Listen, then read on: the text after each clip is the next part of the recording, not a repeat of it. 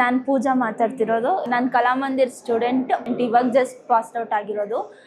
Pass out ಆದಮೇಲೆ Hariram sir ಗೈಡೆನ್ಸಲ್ಲಿ ಅವ್ರ ದಾರಿ ತೋರಿಸಿರೋ ರೀತಿಲಿ ನಾವು ಪೇಂಟಿಂಗ್ಸ್ನಾಗಲಿ ನಾವು ಅಂದರೆ ನಮ್ಮ ಪೊಟೆನ್ಷಿಯಲ್ ಏನಿದೆ ಅದನ್ನು ನಾವು ತೊಗೊಂಡು ನಾವು ಇಲ್ಲೆಲ್ಲರೂ ವರ್ಕ್ ಮಾಡಿದ್ದಾರೆ. ಅವ್ರವ್ರ ಬ್ಯಾಕ್ಗ್ರೌಂಡ್ನ ತೊಗೊಂಡು ವರ್ಕ್ ಮಾಡಿದ್ದಾರೆ.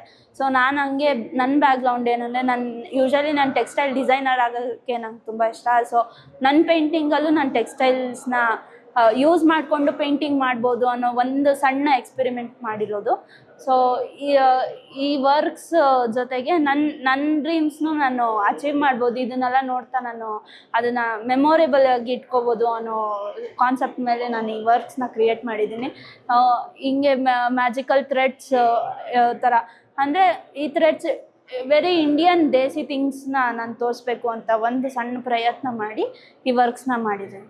I would like to thank you V Hariram sir ಈ ಶೋನ ಕ್ಯೂರೇಟ್ ಮಾಡಿರೋದಕ್ಕೆ. ಅದೇ ಥರ ನನ್ನ ಕಲಾಮಂದಿರ್ ಸ್ಟಾಫ್ಗೂ, teachers Prakash sir, Arsu sir, Nikhil ಸರ್ಗೂ ನಾನು ಥ್ಯಾಂಕ್ಸ್ ಹೇಳಕ್ಕೆ ಇಷ್ಟಪಡ್ತೀನಿ. So thank you so much.